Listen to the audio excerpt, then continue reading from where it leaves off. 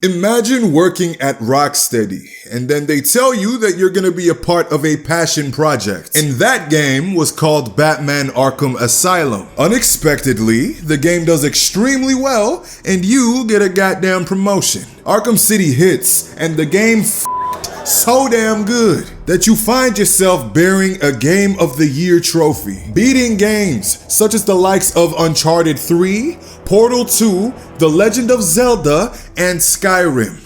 Which is debatable, but that wasn't enough for you. So you spin the block in the Batmobile just a couple years later. You update the graphics, you modernize the suits, you inspire the next 10 years of cosplays, from the Batman to the Cat Yams. The story, the gameplay, the DLC, the Arkhamverse tethers a hold to the player base so strong that even to this day, you still have thousands upon thousands of people playing it. Then one day, Solomon Grundy calls you on a Monday, tells you he wants to hold a meeting on Tuesday. He pitches a new game on Wednesday. Yo ass gets to work on Thursday.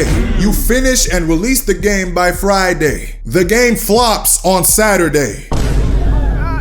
And you get fired by Sunday. This is the tale of the fall of Rocksteady. And yes, I'm paraphrasing and using hyperbole out the wazoo. Somebody asked me what happened. What happened, yoga? Due to the absolute failure of Suicide Squad Kill the Justice League. Due to the game itself losing WB over $200 million. Due to the likes of the Sweetest Babies Incorporated and their atrocious writing. And due to the incompetence of nearly every party involved in this game, Rocksteady has began firing people from the studio. And the crazy thing is, in my own well-educated opinion, these layoffs are unjust. The people who are getting fired were the ones doing exactly what they were told to do. Imagine you were in the military and the drill sergeant asked you to pull up to the firing range at 2:30. You do exactly what he tells you to do. You hit a bullseye with every shot. And just because you ran out of ammo that he provided for you,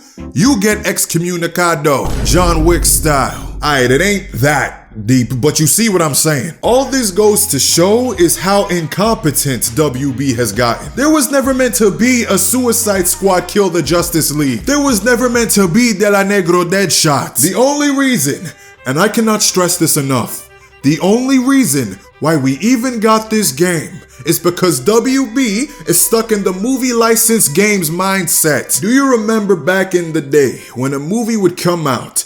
Also, what came out with that movie would be a video game loosely based on the movie. Most infamously, X-Men Origins Wolverine, a mid to decent movie that came with a dope video game. And then there was Green Lantern. Iron Man got a bunch of these. Tobey Maguire's Spider-Man got 3 of these. And he voiced himself in all of them. Talk about commitment. I'm going to die. But the only thing that WB could commit to was absolute career suicide. We are long past the days where a movie could drop and within that 1 to 2 years leading up to its release, you could get an entire game finished to drop alongside it. Not to mention, this game had delay after delay. If you go back, and I highly suggest you don't, but for the sake of this video, I will. This game was meant to drop back in 2022.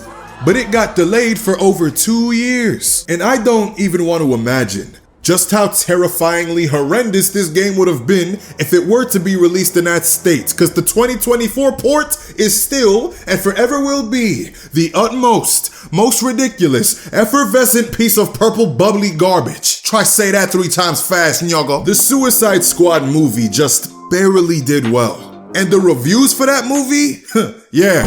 Now what possessed you, WB, to think that with ratings like this, casual moviegoers would spend the price of a 4DX movie ticket, 2 popcorns, 3 drinks, and a glory hole for your piece of shit video game at launch? What Rocksteady originally wanted to do, and I know a lot of you have heard of this by now, but they pitched not 1, but 2 ideas to WB, and their greedy, silly, selfish, money-hungry behinds said nah.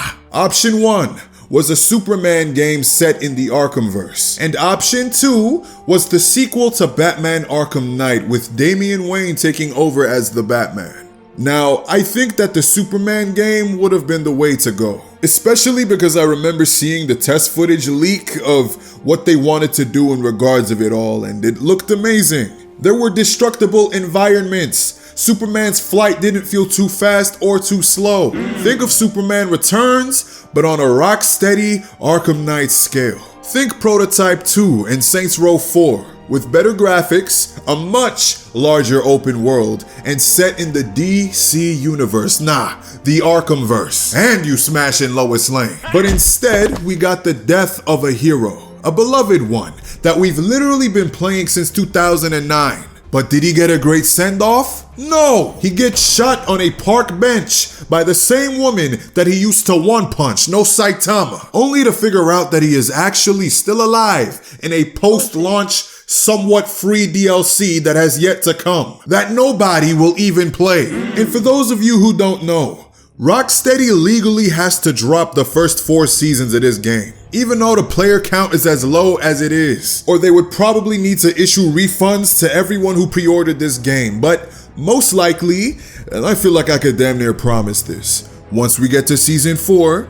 that's it. They will shut this basura down. Not to make this video too dark, but do y'all remember the time that a man literally died during the creation of this game? And his sister went to the Arkham Reddit to tell everybody about it and asking us to play the game for her since she couldn't bring herself to yet. It just sucks that an actual death was involved in the creation of such a terrible video game. A man who tried his hardest, who would have probably been laid off as well if he could be here today. Not only because of the incompetence, but the negligence of WB. And don't think for a second that they wouldn't do something like that, because I just figured out that they fired somebody who was on paternity leave. Oh, I'm sorry that I nutted in my wife 9 months ago and decided to start a family, Rocksteady. I should have made this company the priority, not my baby. Oopsie daisy. But wait, I don't want to give all the blame to WB.